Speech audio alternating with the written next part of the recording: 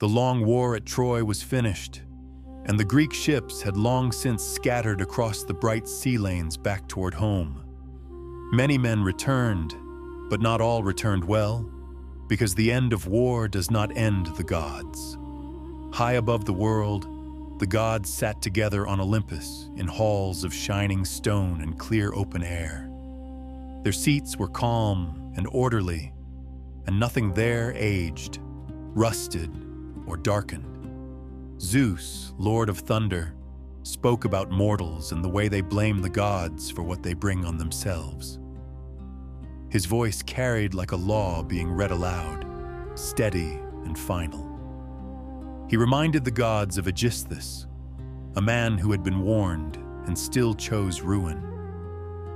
Hermes had told him not to kill Agamemnon and not to take Agamemnon's wife, and Odysseus ignored both warnings.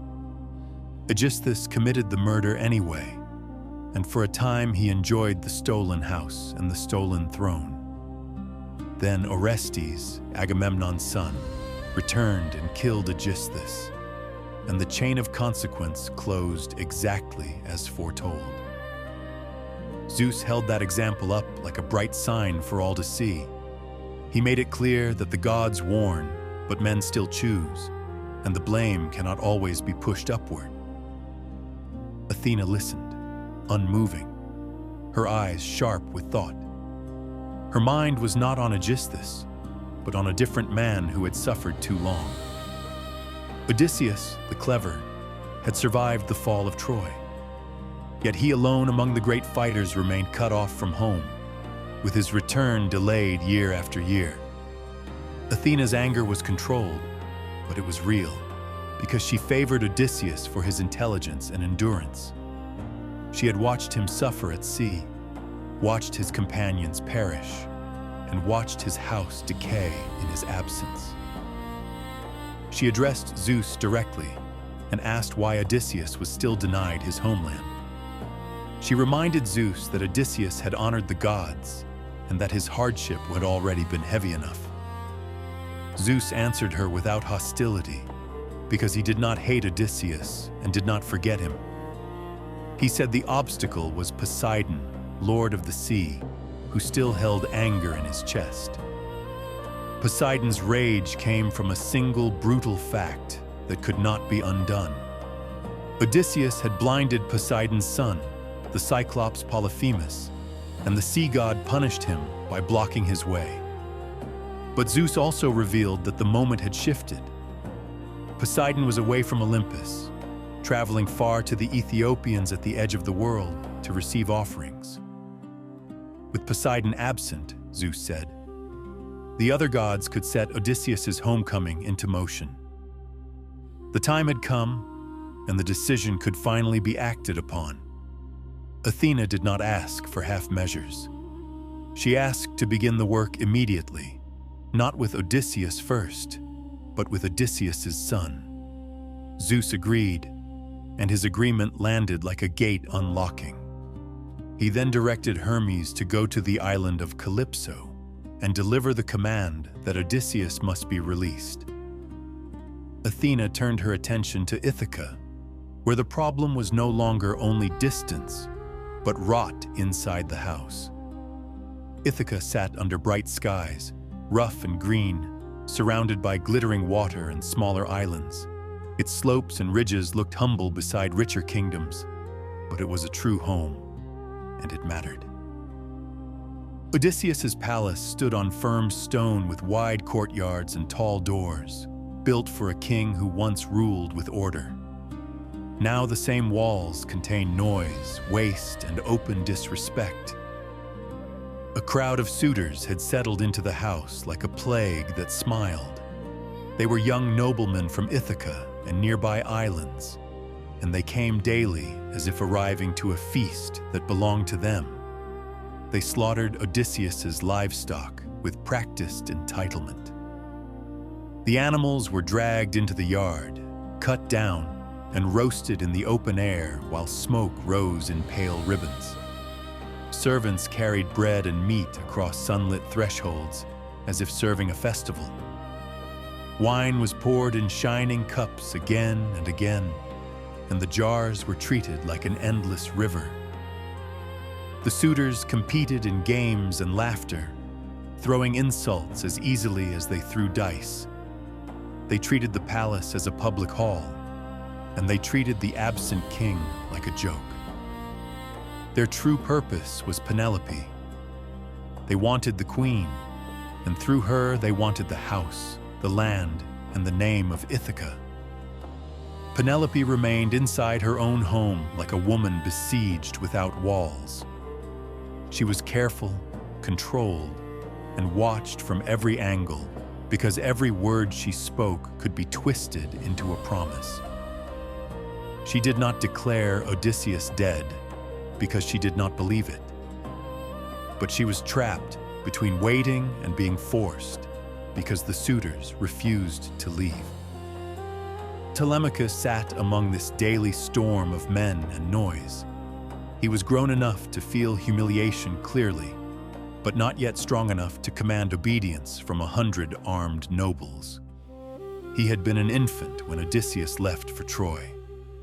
His memory of his father was not a living picture, but a hollow space filled by stories. That day, as the suitors feasted in full daylight, Athena arrived at the palace disguised as a man. She came in the form of Mentes, an old friend of Odysseus and a leader among seafarers. Mentes carried himself like a seasoned traveler, upright and calm. His eyes were alert, taking in the suitors, the waste, and Telemachus's silent restraint. None of the suitors rose to greet the newcomer properly. Telemachus did, because he still honored the laws of hospitality that should rule a house. He crossed the hall, offered Mentes his hand, and guided him away from the loudest cluster of men.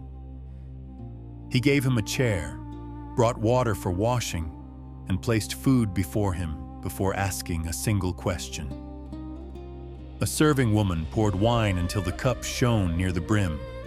Telemachus made sure the guest ate and drank first, because that is the right order in a civilized home. Only after the meal, he called the suitors a curse on his house, yet admitted that he felt powerless to move them. Mentes looked straight at him and asked who he was. Telemachus answered that he was Odysseus's son, though speaking it felt like naming something lost. Telemachus asked the question that had burned for years. He asked whether Mentes had seen Odysseus or heard true news of him. Mentes answered with the confidence of a god wearing a human face. He said Odysseus was alive, held back against his will, but not erased from the world. He did not offer a soft comfort. He spoke as if describing a fact that would soon become visible, because Odysseus's return had not been denied forever. Telemachus' chest tightened as hope and grief collided. He said he could hardly believe it, because the sea had given him nothing for so long. He spoke of his mother, still faithful and still surrounded. He spoke of the suitors eating through the household like fire through dry wood. Mentes listened, then sharpened Telemachus's thoughts into a plan. He told Telemachus not to remain seated like a child while strangers ruled his father's hall. He instructed Telemachus to call an assembly of the Ithacans. He must stand in public and demand that the suitors leave his house and return to their own. Mentes then pushed him further, beyond the safety of the island. He told him to prepare a ship and sail out to seek reliable news. First, Mentes said, Telemachus must go to Pylos to question Nestor, the old counselor who returned from Troy. Then he must go to Sparta to Menelaus, who had traveled far and learned much before reaching home. Telemachus felt fear rise immediately, because the sea was wide and he was inexperienced. But the fear did not erase the instruction, and the instruction did not sound optional. Mentes spoke of reputation and manhood in the plainest way. If Telemachus remained passive, his name would shrink, and the suitors would grow bolder. Telemachus looked toward the suitors, who were still laughing and calling for more food. Their confidence was loud and careless, as if they believed the world had no edge. Mentes told him something that struck like a clean blow. He said the suitors would not remain unpunished forever, because such arrogance always calls down ruin. The sound of music rose in the hall as the suitors demanded entertainment. A singer, Phemius, was forced to perform for them because they treated talent like property. The song he sang was about the Greek returns from Troy, the bitter homecomings ordained by the gods. The melody carried through the bright palace like a knife because it spoke of what Ithaca lacked. Penelope heard it upstairs and could not endure it. She descended from her rooms with her women behind her, her face controlled but strained by grief. She stood where all could see her, luminous and regal even in sorrow. She addressed the singer and asked him to choose a different song because that subject tore at her heart. She said her husband's fate was the most painful of all because he was still missing. The hall felt the weight of her words, even if the suitors hid their reactions behind smiles. Telemachus spoke then, and his voice surprised even himself. He told his mother that the singer must sing what the heart directs, and the blame for the song belongs not to him, but to Zeus, who grants the themes. He told her to return to her rooms and attend to her work, because speech and public authority belonged to men in the hall. It was a hard line, and it marked the moment he began stepping into the role of the house. Penelope looked at her son with a strange mixture of pain and recognition. She went back upstairs, and she wept in her room until Athena gave her sleep. Down below, the suitors reacted to Telemachus's new firmness. They began to speak more directly, testing him the way wolves test a gate. Antinous, bold and sharp-tongued, blamed Penelope for delaying them. He accused her of using clever tricks, holding their hopes and their time in her hands. He described how she promised to choose a husband when she finished weaving a burial shroud for Laertes, Odysseus's father. By day she wove in bright light where all could see her diligence. By night, she unraveled the work in secret, undoing the day's progress thread by thread. For 3 years, the suitors were fooled by this, and the palace remained suspended between choice and refusal.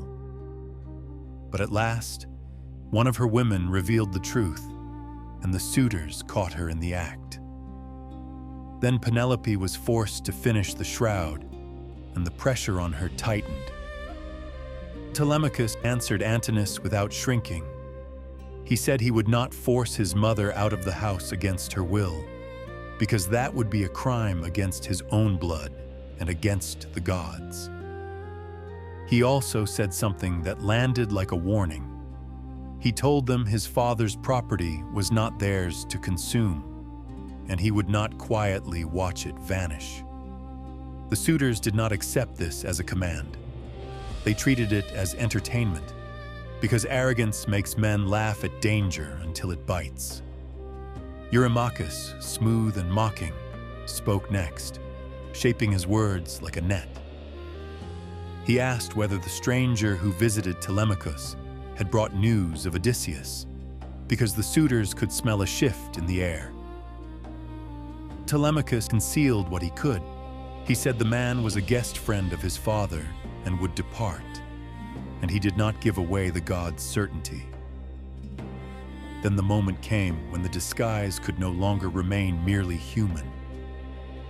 Mentes rose to leave, and the air around him seemed to thin and sharpen. Telemachus watched him closely, trying to hold every detail of his face.